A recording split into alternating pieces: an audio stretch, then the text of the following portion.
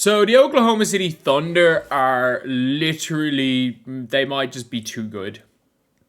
Now, I watched them play, and look, they weren't even good today. They weren't even good, and they won. And they were down going into the fourth, didn't matter. Shai Gilgeous-Alexander basically looked like he was gone. It looked like Shai was, kind of done, and that he wasn't, the 20-point streak was, going to end today. The dude ends with 26 points. The guy had like 4 points at halftime. He's like, oh yeah, he's struggling. He's not going to hit 20-point streak, so let's just drive in and start like kicking to all their shooters and let's start doing all this. Let's just start making the right plays. And I'm like, damn. Chet was kind of struggling a little bit at times down the stretch, and it didn't really matter because he missed a really easy shot, I think, to make it a 6-point game. They go down and score, makes it a 2-point game. He goes down and dunks it to make it a 4-point game. Like, sometimes you just got to sit there and be like, they're all bought in. And they have all the talent in the world. In fact, they've got more talent than anybody else. But they're all bought in. That's the problem. That is what makes this team so scary. It's not that they're good. We've seen good teams before. We've seen teams, dare I say it, like comparable talent-wise to this team. We've absolutely seen teams comparable talent-wise. I'm not going to say we've seen teams better talent-wise, because it's a tough one to say that we've seen a team better than this team talent-wise. That being said, like, there's been comparable teams, but Shai just comes out +2 in the game, 26 points. Chet, J-Dub, like, by the way, most of the fourth quarter they were running with Kenrich Williams. One of the biggest shots of the game was hit by AJ Mitchell, who called his own number in the fourth quarter. We are watching AJ Mitchell call his own number in the fourth quarter over Shai Gilgeous-Alexander, and it working. These type of things should not be happening for a team that is currently 20-1.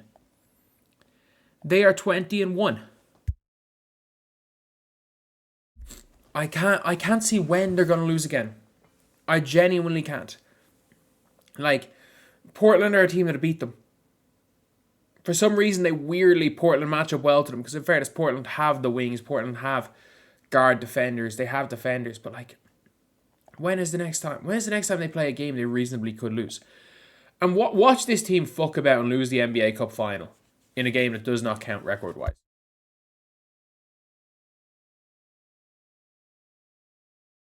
Like, watch them screw about and do that. They're playing the Warriors, who have, in fairness, the Warriors on their day could beat anybody. Then they face the Mavs, the Jazz. The Suns don't look terrible, and the Clippers. Like, there's a world where they could go into Christmas having lost one game.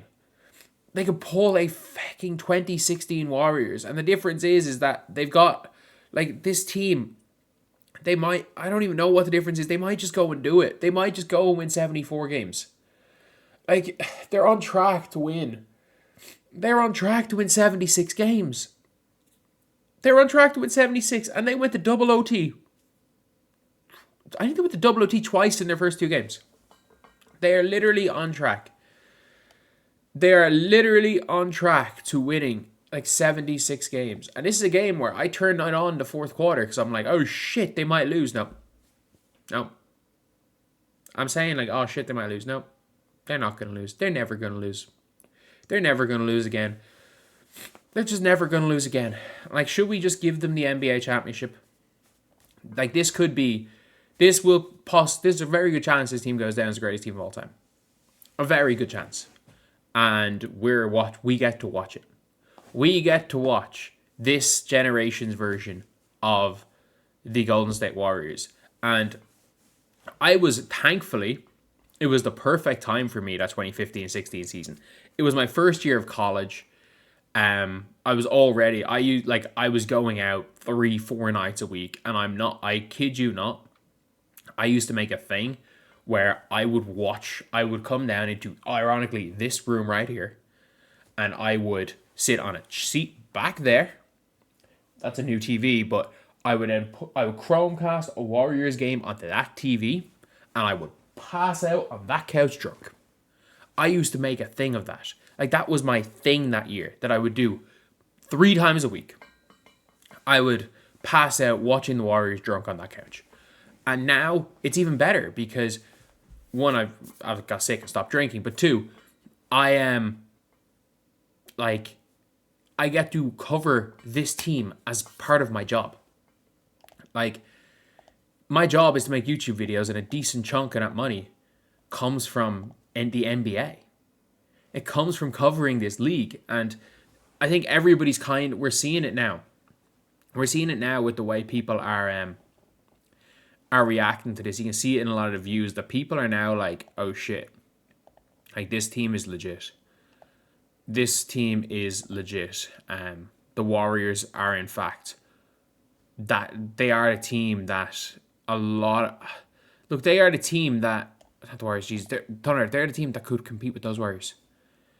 And obviously, if you plant one into another era, this team beats that Warriors team. Duh. Like, teams, I've always said this, like, teams always adapt and improve.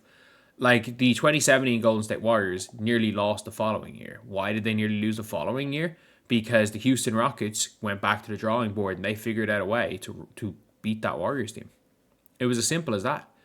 The Houston Rockets figured out a way to beat what we believed was an unbeatable team at the time. And I think they did a really good job of it. But now we have got a Thunder team who, am I right in saying they have the longest winning streak in the NBA by a mile? The next longest winning streak is fucking 6 for the Lakers. They won 12. If only what did they go? They went 8-0 and now they're 20-1. They lost once to the Portland Trail Blazers, who are somehow still in the play-in. Wait, the 9th seed is 8-12 in the West. We might be calling it the Cakewalk West soon. But at the end of the day, look, this team, and this crazy thing is they could. You see these Clippers? See these Clippers with 5 wins? They could fuck about and give them a top 4 pick. They could give them a Cam Boozer or a Koa Pete. Or they could just say, screw it, we don't actually want our top 4 pick. We're going to let's just say they get the first pick. Or they get the second pick. You know what? We're going to go and give you guys... we're going to go and give you guys the second pick. You're giving us you're giving us 4 first rounders. We're going to get a pick from the Utah Jazz. We're going to get like the 11th pick.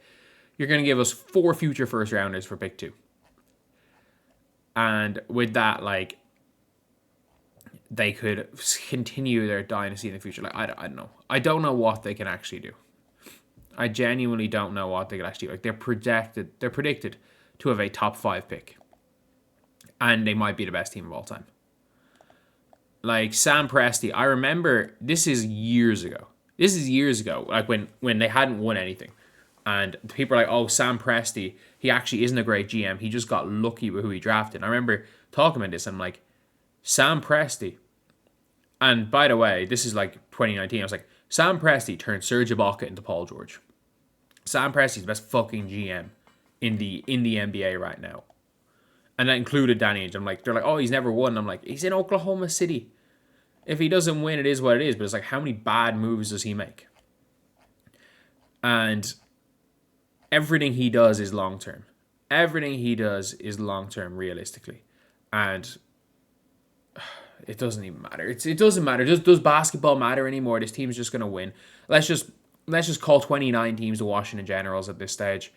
Oklahoma City, if they somehow don't win this championship and are healthy, I think I will have everything I know about basketball will be a lie. But anyway, I'll see you guys.